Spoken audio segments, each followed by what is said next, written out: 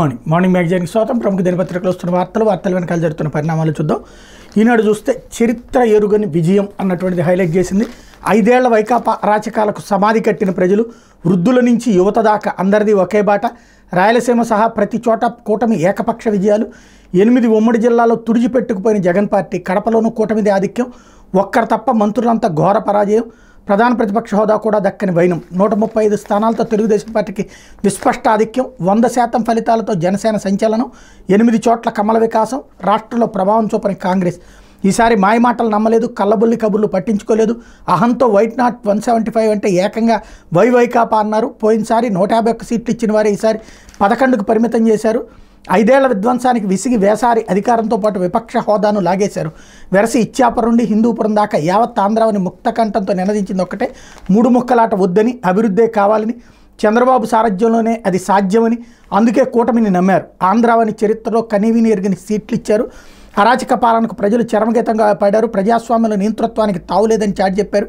5 ఏళ్ల క్రితం అసాధారణ మెజార్టీతో వైకాపాను అధికారపీఠంపై కూర్చోబెట్టిన ప్రజలే ఇప్పుడు ఆ పార్టీని అధపాతాళానికి తొక్కేశారు. తెలుగుదేశం పార్టీ, జనసేన, బీజేపీ కూటమికి కనీవిని ఎరిగిన విజయాన్ని కట్టబెట్టారు. మొత్తం 175 అసెంబ్లీ స్థానాలకు 164 సీట్లు, 25 లోక్సభ స్థానాల్లో 21 సీట్లు కూటమి కైవసం చేసుకుంది. వైనాట్ 175 అని బేరాలు పలికిన జగన్ పార్టీ 11 అసెంబ్లీ సీట్లు, 4 లోక్సభ స్థానాలతో సరిపెట్టుకోవాల్సి వచ్చింది. 8 ఉమ్మడి జిల్లాల్లో ఆ పార్టీ ఒక్క స్థానాన్ని దక్కించుకోలేదంటే ప్రజలు ఎంతలా తిరస్కరించారో అర్థమవుతుంది. రాజ్యాంగాన్ని, వ్యవస్థని లెక్క చేయకుండా విర్రవీగితే, కక్ష సాధింపే ఎజెండాగా తప్పుడు కేసులు పెట్టి వేధిస్తే ఎలాంటి గతి పడుతుందో ఈ ఫలితాలు నిరూపించాయి. అభివృద్ధిని గాలికి వదిలేసి ప్రజలందరికీ చెందాల్సిన వనరులను చెరబట్టి అవినీతి లక్ష్యంగా అస్మదీయులకు దోచిపెడుతూ చెలరేగిపోయినందుకు వైకాపాకు తగిన శాస్తి చేశారు. అరాచక నియంతృత్వ పాలకులకు ఈ తీర్పు ఓ హెచ్చరిక అన్నటువంటి వార్తని హైలైట్ చేశారు. నేల కరిచిన నియంత అంటూ ఏదైతే ఎన్నికలకు ముందు రోజున ఎడిటోరియల్ కాలంలో ప్రజలందరూ నియంతృత్వాన్ని మట్టి కరిపించండి అని పిలుపునిచ్చినటువంటి రామోజీరావు గారు మరొక ఎడిటోరియల్ కాలం రాశారు. 5 కోట్ల ఆంధ్రుల సమిష్టి విజయం ఇది. జగన్మోహన్ రెడ్డి రూపంలో రాష్ట్రానికి దాపురించిన పీడ విరగడైన విశేష సమయం ఇది. జనం తిరగబడి ప్రపంచమే వీర్చుకుపడి జగన్ నిరంకుశ రాజ్యాన్ని కుప్పకూల్చిన చారిత్రక సందర్భం ఇది. పాలకులు యజమానులు కాదు, ప్రజాసేవకులు మాత్రమే. ఆ వాస్తవాన్ని విస్మరించి ఆంధ్ర రాష్ట్రాన్ని సొంత జాగీరుగా మార్చుకున్న పాపిష్టి ఫాసిస్టు పాలకుడు జగన్. వ్యతిరేకులను అణచివేస్తూ న్యాయం అడిగిన వారి నెత్తురు కళ్ళ చూసిన వైకాపా సర్కార్ అవినీతి ఆకాశంలో రాకాసి రాబందే స్వైరవిహారం చేసింది. స్వర్ణాంధ్రను శిథిలం చేసి అన్ని వర్గాలను వెంటాడి వేధించిన జగన్ మోసకారి వికృత వ్యక్తిత్వంపై పోటెత్తిన ప్రజాగ్రహమే తెలుగుదేశం, జనసేన, బీజేపీ కూటమికి 164 సీట్లను కట్టబెట్టింది. వైకాపా భ్రష్ట పాలనపై 3వ కన్ను తెరిచిన జనసామాన్యం రాష్ట్రాన్ని పునర్నిర్మించే గురుతర బాధ్యతలను కూటమి నేతల చేతుల్లో పెట్టింది. ఒక్క అవకాశం ఇవ్వండి, మంచి పాలన అందిస్తానంటూ ఊరువాడ ఓదరగొట్టి 2019 ఎన్నికల్లో గెలిచిన జగన్ రోడ్లు వేయలేదు, పరిశ్రమలు తీసుకురాలేదు, యువతకు ఉపాధి చూపించలేదు, రైతులకు సాగునీరు ఇవ్వలేదు, దళితులు, గిరిజనులకు కనీస భద్రత కల్పించలేదు. ఇవేమీ చేయని జగన్ విషపూరితమైన జే బ్రాండ్ మద్యంతో ప్రజారోగ్యాన్ని పొట్టన పెట్టుకున్నారు. ఏపీని గంజాయి క్యాపిటల్ ఆఫ్ ఇండియాగా తయారు చేశారు. వైకాపా ప్రబుద్ధులందరూ కలిసి ఇసుక, మట్టి, విలువైన ఖనిజాల దోపిడీ, మద్యం దందాలు, భూముల కబ్జాలతో రాష్ట్రాన్ని యథేచ్ఛగా కొలగొట్టారు. అరాచకాలకు ప్రతిఫలంగానే జగన్ పార్టీని ఏపీ ప్రజలు అధపాతాలని తొక్కేశారన్నట్టు వార్తని హైలైట్ చేశారు. ఇండియా మెరిసిన ఎన్డీఏకే అధికారం. 239 సీట్లు గెలుచుకున్న బీజేపీ మరో 2 చోట్ల ఆధిక్యంలో ఏకైక అతిపెద్ద పార్టీగా అవతరణ. మ్యాజిక్ మార్కును దాటిన ఎన్డీఏ కేంద్రంలో 3వసారి సర్కారు ఏర్పాటుకు రంగం సిద్ధం. తెలుగుదేశం, జేడీయూలతో కలిసి వచ్చిన పొత్తు. మళ్లీ ప్రధానిగా నరేంద్ర మోడీ. 96 నియోజకవర్గాల్లో కాంగ్రెస్ జైబేరి.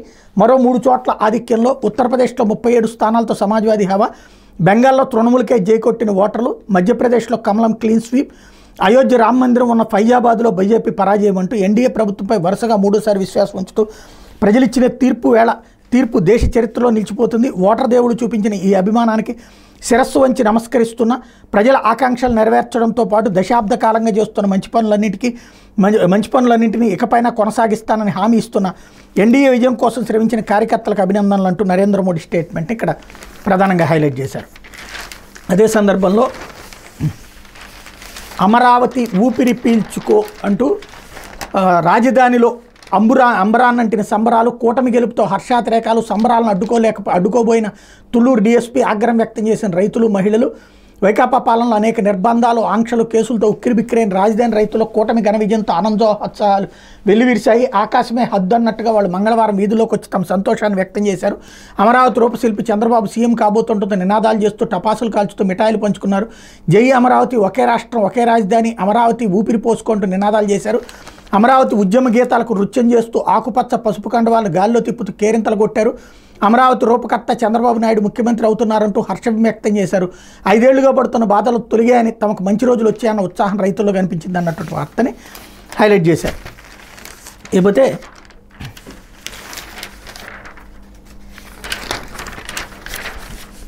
సాక్షి కూటమి భారీ విజయం అన్నటువంటి దాన్ని ఖచ్చితంగా రాసింది. తప్పలేదు, రాయక తప్పలేదు. మొత్తం 164 స్థానాల్లో ఎన్డీఏ అనూహ్య గెలుపు. 11 అసెంబ్లీ, 4 పార్లమెంట్ స్థానాలతో సరిపెట్టుకున్న వైఎస్ఆర్సీపీ.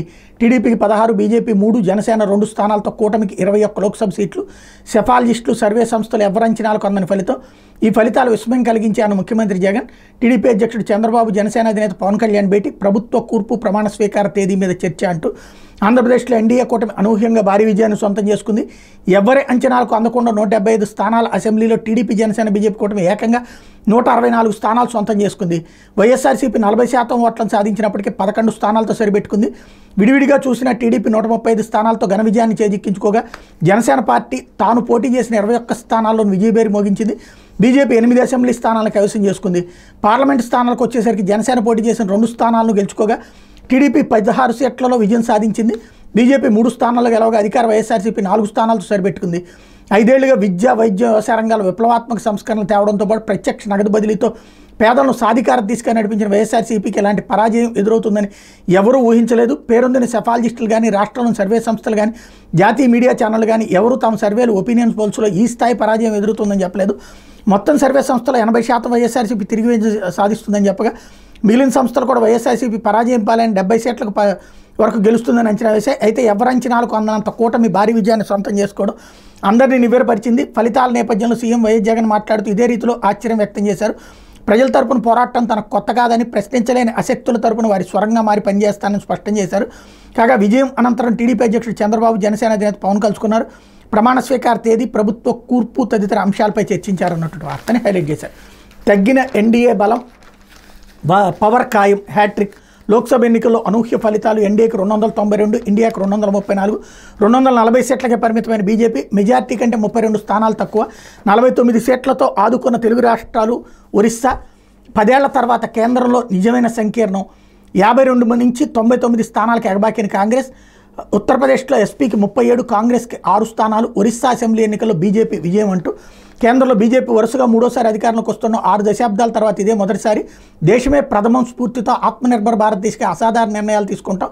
భారత్ కొత్త అధ్యాయం లిఖిస్తుంది, ఇది మోడీ గ్యారంటీ అంటూ నరేంద్ర మోడీ స్టేట్మెంట్ని హైలైట్ చేశారు. గత ఎన్నికలతో పోలిస్తే 47 సీట్లు అధికం. పడిలేచిన కాంగ్రెస్ పోటీ చేసిన 328 స్థానాలకు గాను 99 స్థానాల విజయం. రిజర్వేషన్ల రద్దు, రాజ్యాంగం మార్పు ప్రచారాస్తలుగా కమలంపై ఎదురుదాడి. సొంతంగా ప్రభుత్వాన్ని ఏర్పాటు చేయాలని బీజేపీ కలలకు కాంగ్రెస్ బ్రేక్ అంటూ కేంద్రంలో ప్రభుత్వ ఏర్పాటే లక్ష్యంగా వ్యూహరచన, తీసుకోవాల్సిన నిర్ణయాలపై బుధవారం మా కూటమి పక్షాలు ప్రధానంగా చర్చిస్తాయి. ఎన్నికలు దేశం ఒక్కటే విషయాన్ని చెప్పదలుచుకున్నాయి. మోడీ, అమిత్ షా పాలనలో దేశం మగ్గిపోవాల్సిన పని లేదని చాటాయి. ప్రజలకు ఇచ్చిన హామీలన్నీ నెరవేరుస్తామంటూ రాహుల్ గాంధీ స్టేట్మెంట్ హైలైట్ చేశారు. పేదల గొంతుకై నిలుస్తాం. ఫలితాలు ఆశ్చర్యం కలిగించే. ప్రతిపక్షం పోరాటం కొత్తేమీ కాదు. ఎవరో మోసం చేశారు, ఎవరో అన్యాయం చేశారని అనొచ్చు, కానీ ఆధారాలు లేవు. ఏం జరిగిందో దేవుడికి తెలుసు. నేనైతే చేయగలిగింది ఏమీ లేదు. ప్రజల తీర్పు తీసుకుంటాను. మంచి చేయడానికి మాత్రం ఖచ్చితంగా ప్రజలకు తోడుగా ఉంటాం. వాయిస్ ఆఫ్ ద వాయిస్లెస్ కింద ఈ పార్టీ తాను చేయాల్సిన పని తప్పకుండా చేస్తుంది. పేదవాడికి అండగా ఉండే కార్యక్రమంలో ఎప్పుడూ పేదవాడికి తోడుగా ఉంటూ గళం విప్పుతుంది. పెద్ద వాళ్ళ కూటమి ఇది. ఢిల్లీలో సైతం శాసించే పరిస్థితిలో ఉన్న కూటమి ఇది. ఈ కూటమిలో ఉన్న బీజేపీ, చంద్రబాబుకు, పవన్ కళ్యాణ్కు అందరికీ కూడా వాళ్ళ గొప్ప విజయానికి అభినందనలు. ఓడిపోయిన నా ప్రతి కష్టంలో తోడుగా అండగా నిలబడిన ప్రతి నాయకుడికి, ప్రతి కార్యకర్తకు, ప్రతి వాలంటీర్కి, ప్రతి ఇంట్లో నుంచి వచ్చి స్టార్ క్యాంపెయినర్గా నాకు తోడుగా నిలబడిన నా అక్క చెల్లెమ్మలకు, అన్నదమ్ములకు మనస్ఫూర్తిగా కృతజ్ఞతలు తెలియజేస్తున్నా అంటూ జగన్మోహన్ రెడ్డి స్టేట్మెంటు హైలైట్ చేశారు. అంతు చెక్కని ఫలితం అంటూ వైఎస్ జగన్ విప్లవాత్మక సంస్కరణలు, డీబీటీ ద్వారా 2.7 లక్షల కోట్ల లబ్ధి, సుపరిపాలన. ఎన్నికలకు ముందు వైఎస్ జగన్ నిర్వహించిన సిద్ధం సభలకు పోటెత్తిన జనసంద్రం. తొలి విడత ప్రచారంలో మేమంతా సిద్ధం, బస్సు యాత్రలో జనం బ్రహ్మరథం. మలి విడత ప్రచారంలో మండుటెండ, ఒక్కపోతతో పోటీపడుతూ జననేరాజనం. 800 కోట్లతో ఉద్దానం తాగునీటి పథకం, కిడ్నీ వ్యాధుల పరిశోధనా కేంద్రం నిర్మించిన పలాసలో వైఎస్ఆర్సీపీ ఓటమి. 500 కోట్లతో వైద్య కళాశాల, 5,000 కోట్లతో పోర్టు నిర్మించిన మచిలీపట్నంలోనూ అదే ఫలితం. వైఎస్ఆర్సీపీ కంచుకోట్లైన రాయలసీమ, నెల్లూరు, ప్రకాశం జిల్లాలో కూటమి పాగా తప్పక విజయం సాధించాల్సిన చోట టీడీపీ కూటమి గెలుపుపై నివ్వెరపోతున్న విశ్లేషకులు. ఇంతలా టీడీపీ కూటమి విజయానికి కారణాలు అంతు చెక్కడం లేదంటున్న రాజకీయ పండితులు అన్నటువంటి వార్తని హైలైట్ చేశారు. ఇకపోతే ఈవీఎంనే మార్చేశారు అంటూ మడకశిరలో ఈవీఎం తారుమారు, వైఎస్ఆర్సీపీ అభ్యర్థికి 5 ఓట్లే ఉండటంతో అనుమానం, అభ్యంతరం చెప్పడంతో పక్కన పెట్టిన అధికారులు. చివరి రౌండ్ ముగిసేసరికి టీడీపీకి 285 ఓట్ల ఆధిక్యం. పక్కన పెట్టిన ఈవీఎం సంగతి లేవనెత్తిన వైఎస్ఆర్సీపీ అభ్యర్థి అది ఎంపీదని తేల్చి తిరిగి అసెంబ్లీ ఈవీఎం తెచ్చిన అధికారులు. ఓపెన్గానే అసెంబ్లీ ఈవీఎం వీవీప్యాట్ స్లిప్పులు లెక్కింపు, వైఎస్ఆర్సీపీకి 414 ఓట్లు. అసలు ఈవీఎం మారిపోవడం ఏంటి, అసెంబ్లీ ఈవీఎం ఓపెన్ కాకపోవడం ఏంటి, దీనిపై ఈసీని ఆశ్రయిస్తామన్న వైఎస్ఆర్సీపీ అభ్యర్థి. అనుమానం ఉన్న అభ్యర్థులు వారంలోగా ఫిర్యాదు చేసే అవకాశం, ఏ అభ్యర్థి నుంచైనా ఫిర్యాదులు వస్తే 5% వీవీప్యాట్ లెక్కిస్తారు. ఈ మేరకు గతంలోనే తీర్పునిచ్చిన సర్వోన్నత న్యాయస్థానం ఇలాంటి సంఘటనలు ఇంకెన్ని జరిగాయనోనే అనుమానాలు అంటూ ఇప్పుడు కొత్త అనుమానాలు సృష్టించి అంటే ఓటమికి కారణాలను వెతుక్కునేటటువంటి పని సాక్షి ద్వారా ప్రారంభించారు. ఒకటి అంతు చక్కని ఫలితం అని, రెండోది ఈవీఎంలని మార్చేశారంటూ. ఈవీఎంల విషయంలో కాకపోతే ఈవీఎంల్లో ట్యాంపరింగ్ అని కాకుండా ఈవీఎంల్లో మేనేజ్ చేశారని చెప్పే ప్రయత్నం చేస్తున్నది. కారణం అటు తీసుకెళ్లే ప్రయత్నం చేస్తుంది. బీజేపీ కాంగ్రెస్ చెరో 8, ఒక్క సీటు కూడా సాధించలేని గులాబీ పార్టీ. హైదరాబాద్ లోక్సభ నుంచి 5వ అసదుద్దీన్ ఎన్నిక, 5 సిట్టింగ్ ఎంపీల ఓటమి, తొలిసారిగా ఎన్నికైన 8 మంది. అసెంబ్లీ ఎన్నికల్లో ఓడి ఎంపీలుగా గెలిచిన ఈటెల, ధర్మపురి, బండి రఘునందన్. తెలంగాణలో 17 లోక్సభ స్థానాలకు జరిగిన ఎన్నికల్లో కాంగ్రెస్ బీజేపీ చెరో 8 స్థానాలు విజయం సాధించాయి. హైదరాబాద్ లోక్సభ స్థానంలో ఎంఐఎం అధినేత అసదుద్దీన్ ఓవైసీ 5వసారి గెలుపొందారు. రాష్ట్రంలో ప్రధాన ప్రతిపక్షంగా ఉన్న కేసీఆర్ నేతృత్వంలోని బీఆర్ఎస్ ఒక్కచోట కూడా ఖాతా తెరవలేదు. ఈ ఎన్నికల్లో వివిధ పార్టీల తరపున మొత్తం 9 మంది సిట్టింగ్ ఎంపీలు పోటీ చేయగా వాళ్ళలో 5 ఓటమి పాలయ్యారు. ఓడిన వారిలో నామనాగేశ్వరరావు, మాలోతు కవిత, రంజిత్ రెడ్డి, మన్నె శ్రీనివాసరెడ్డి బీబీ పార్టీలో ఉన్నారు. సిట్టింగ్ ఎంపీలు అసదుద్దీన్, కిషన్ రెడ్డి, బండి సంజయ్, ధర్మపురి, అరవింద్ మాత్రమే తమ సీట్లను నిలుపుకున్నారు. ఇక ఈసారి 8 మంది తొలిసారి ఎంపీలుగా గెలిచారు. గతేడాది శాసనసభ ఎన్నికల్లో ఓటమి పాలైనటువంటి బండి సంజయ్ లాంటి వాళ్ళు కూడా విజయం సాధించారన్నటువంటి వార్తని ఇక్కడ ప్రధానంగా హైలైట్ చేసి, ఇకపోతే దెబ్బతీసిన దుష్ప్రచారం అంటూ సాక్షి హైలైట్ చేసుకుంది. వైఎస్ఆర్సీపీ ఓటమిపై రాజకీయవేత్తల విస్మయం అంటూ సార్వత్రిక ఎన్నికల్లో వైఎస్ఆర్సీపీ ఓటమి పాలు కావడం అనూహ్యంగా ఉందని తలపండిన రాజకీయ నాయకులు సైతం విస్తుపోతున్నారు. నవరత్నాల హామీలను తూచా తప్పకుండా అమలు చేసిన వైఎస్ఆర్సీపీ పట్ల ఓటర్లు మొహం చాటేయడం ఆశ్చర్యంగా ఉందని సీనియర్ రాజకీయ నాయకులు విస్మయం వ్యక్తం చేస్తున్నారు. గతంలో ఎన్నడూ లేని విధంగా అసెంబ్లీ, లోక్సభ సీట్లు అత్యల్పంగా రావడం ఊహకు అందందని, దుష్ప్రచారాలు క్షేత్రస్థాయిలో పార్టీ యంత్రాంగం సమర్థంగా తిప్పికొట్టలేకపోయిందని, గ్రామ, మండల, జిల్లా స్థాయిలో ఎక్కడికక్కడ వీటిని ఖండించడంలో విఫలమైందని పేర్కొంటున్నారు.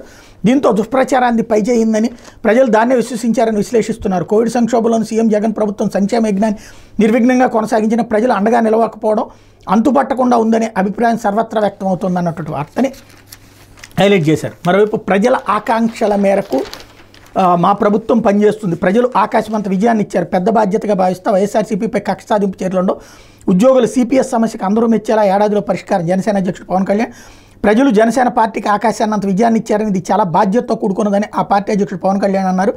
5 కోట్ల మంది రాష్ట్ర ప్రజల ఆకాంక్షలకు అనుగుణంగా పనిచేస్తామని చెప్పారు. ఎన్నికల్లో కూటమి విజయం అనంతరం పవన్ కుటుంబ సభ్యులతో కలిసి హైదరాబాద్ నుంచి మంగళగిరిలోని పార్టీ కేంద్ర కార్యాలయానికి వచ్చారు. అక్కడ పార్టీ శ్రేణులను ఉద్దేశించి మాట్లాడారు. ఇది 5 కోట్ల మంది ప్రజలు చారిత్రాత్మకమైన తీర్పు ఇచ్చిన రోజని అన్నారు. ప్రజలకు మాట ఇచ్చిన ప్రకారం జవాబుదారీతనంతో ఉన్న ప్రభుత్వాన్ని స్థాపిస్తామన్నారు. ప్రభుత్వం అధికార యంత్రాంగం ఎలా ఉండాలన్నది అందరికీ చూపిస్తామని చెప్పారు. పోటీ చేసిన అన్ని స్థానాల్లో గెలిపించి ప్రజలు తనపై పెద్ద బాధ్యత ఉంచారన్నారు.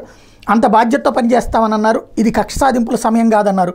ఆంధ్రప్రదేశ్కి బలమైన పునాది వేసే సమయం అని చెప్పారు అన్నటువంటి వార్తని సాక్షి కూడా మొట్టమొదటిసారి పవన్ కళ్యాణ్కి సంబంధించి ఫుల్ కవరేజ్ ఇచ్చింది ఆయన స్టేట్మెంట్ని. మరోవైపు ఆంధ్రజ్యోతి కుమ్మేసిన కూటమి అన్నటువంటి వార్తని ప్రధానంగా హైలైట్ చేశారు. పోవాలి జగన్, రావాలి చంద్రబాబు అని జనం తేల్చి చెప్పారు. జగన్ని ఓడించేందుకు, కూటమిని గెలిపించేందుకు మేం సిద్ధం అని స్పష్టం చేశారు. 5 ఏళ్ల పాటు చెడుగాలితో రాష్ట్రాన్ని పాడు చేసిన ఫ్యాను రెక్కలు విడిచి మడత పెట్టారు. విధ్వంసం, దాడులు, దౌర్జన్యాలు, దోపిడీతో నవ్యాంధ్రను భ్రష్టు పట్టించిన వైసీపీని శుభ్రంగా ఊడ్చి ఓ మూలక పడేశారు. అందరూ కలిసి నా వెంట్రుకు కూడా పీకలేరని బీరాలు పలికిన వైఎస్ జగన్మోహన్ రెడ్డి అధికారం ఓడగొట్టారు.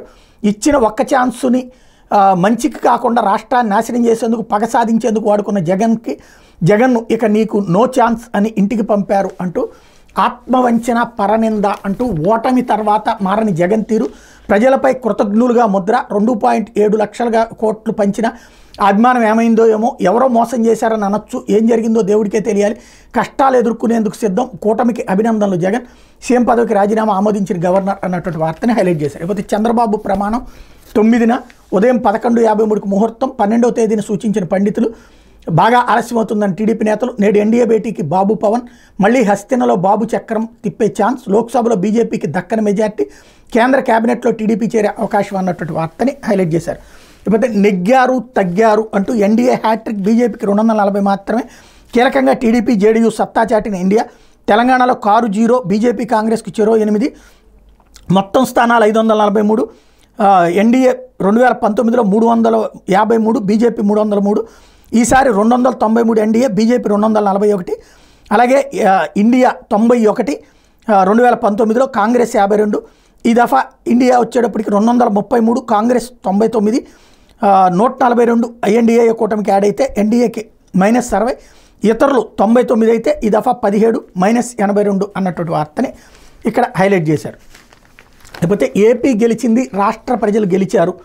ఆంధ్రప్రదేశ్ గెలిచింది, ఆంధ్రప్రదేశ్ ప్రజలు గెలిచారు. టీడీపీ, జనసేన, బీజేపీ కూటమిని ఆశీర్వదించి ఇచ్చిన తీర్పు ఎంతో సంతోషాన్ని ఇచ్చింది. తిరిగి రాష్ట్రాన్ని కాపాడుకోవడానికి, పునర్నిర్మించుకోవడానికి ప్రజలు అవకాశం ఇచ్చారు. రాష్ట్ర భవిష్యత్తు గురించి ఆలోచించిన ప్రధాని మోడీ, అమిత్ షా, జేపీ నడ్డాలకు ధన్యవాదాలు. ఇంతటి ఘన విజయం సాధించిన కార్యకర్తల, నేతలకు అభినందనలు అంటూ చంద్రబాబు స్టేట్మెంట్ను కూడా ఇక్కడ ప్రధానంగా హైలైట్ చేశారు. అట్లాగే నడిచి నడిపించి అంటూ లోకేష్కి సంబంధించినటువంటి వార్తను ప్రధానంగా హైలైట్ చేశారు. ఫలించిన లోకేష్ పాదయాత్ర 3132 కిలోమీటర్లు సాగిన యువగళం. పార్టీ శ్రేణుల ఉత్సాహం. 226 రోజులు 3132 కిలోమీటర్ల దూరం. ఆంక్షలు, అడ్డంకులు అధిగమించి టీడీపీ నేత నారా లోకేష్ చేసిన పాదయాత్ర ఫలించింది. రాష్ట్రంలో రాజకీయ వాతావరణం స్తబ్దుగా ఉన్న సమయంలో యువగళం పేరుతో నిర్వహించిన పాదయాత్రలో నిప్పులు చిమ్మారు. పార్టీ శ్రేణుల్లో ఒక ఊపు తెచ్చి ఉత్సాహాన్ని నింపారు. అసెంబ్లీ ఎన్నికల సమరానికి వారిని సన్నద్ధం చేశారు. రాష్ట్ర రాజకీయాల్లో విస్మరించలేని రాజకీయ శక్తిగా ఆయన నిలదొక్కున్నారు. అధికార పార్టీ పెట్టిన ఒత్తిడిని తట్టుకోవడం, అవసరమైనప్పుడు ముందుకు దూకడం, పదునైన విమర్శలతో ప్రత్యర్థులపై దాడి చేయడం, కింది స్థాయి నేతలు, కార్యకర్తలతో కలిసిపోవడం వంటివి పాదయాత్ర తర్వాత లోకేష్ పట్ల పార్టీ శ్రేణులు ఆకర్షణ పెంచాయి. ఇవన్నీ అసెంబ్లీ ఎన్నికల పోరాటంలో పార్టీకి టానిక్గా పనిచేశాయి. గతేడాది జనవరి 27వ తేదీన తన తండ్రి చంద్రబాబు ప్రాతినిధ్యం వహిస్తున్న కుప్పం నియోజకవర్గం నుంచి లోకేష్ పాదయాత్ర ప్రారంభించారు. యాత్ర 11 ఉమ్మడి జిల్లాలో 97 అసెంబ్లీ నియోజకవర్గాల మీదుగా సాగింది. 232 మండలాలు, మున్సిపాలిటీలు, 2028 గ్రామాలను ఆయన సందర్శించారన్నటువంటి వార్తని ఇక్కడ ప్రధానంగా హైలైట్ చేశారు. లేకపోతే ఓచకోత అంటూ టీడీపీ కూటమి అసాధారణ విజయం, చరిత్రలో ఎరుగని స్థాయిలో సీట్లు అన్నటువంటిది. అట్లాగే వైసీపీ నెగ్గిన స్థానాలు కేవలం 11. అరకు, పాడేరు, ఎర్రగొండపాలెం, బద్వేలు, రాజంపేట, పులివెందుల, మంత్రాలయం, ఆలూరు, తమ్మళ్లపల్లె, పొంగనూరు, దర్శి అన్నటువంటి వార్తని ఇక్కడ ప్రధానంగా హైలైట్ చేశారు. అయితే మోడీ, చంద్రబాబు పరస్పర అభినందనలు. ఎన్నికల్లో విజయం సాధించినందుకు ప్రధాని నరేంద్ర మోడీ, తెలుగుదేశం పార్టీ అధినేత చంద్రబాబు పరస్పరం అభినందనలు తెలుపుకున్నారు. మంగళవారం మధ్యాహ్నం ఇక్కడ తన నివాసం నుంచి ప్రధాని మోడీకి చంద్రబాబు ఫోన్ చేశారు. జాతీయ స్థాయిలో ఎన్డీఏ కూటమి 3వసారి అధికారంలోకి రాబోతున్నందుకు ప్రధానికి చంద్రబాబు అభినందనలు తెలిపారు. మోడీ కూడా ఆంధ్రప్రదేశ్లో సాధించిన విజయాలకు చంద్రబాబుని అభినందించారు. ఎన్నికల ఫలితాలు తీరుతెన్నులపై వారిద్దరూ కొంతసేపు మాట్లాడుకున్నారు. ఆ తర్వాత చంద్రబాబు కేంద్ర హోంమంత్రి అమిత్ షాతో కూడా ఫోన్లో మాట్లాడారు. కేంద్రంలో ఎన్డీఏ కూటమి ప్రభుత్వం ఏర్పాటుపై చర్చించే నిమిత్తం బుధవారం ఢిల్లీ రావాలని చంద్రబాబుని అమిత్ షా ఆహ్వానించినట్టు సమాచారం. బీజేపీ రాష్ట్ర వ్యవహారాల ఇన్ఛార్జ్ సిద్ధారామన్ సింగ్ చంద్రబాబు నాయుడు నివాసంలో మర్యాదపూర్వకంగా కలిసి అభినందనలు తెలిపారన్నటువంటి వార్తని హైలైట్ చేశారు. ఇది దినపత్రికలో వచ్చిన వార్తలు వెనకాల జరుగుతున్న పరిణామాలు.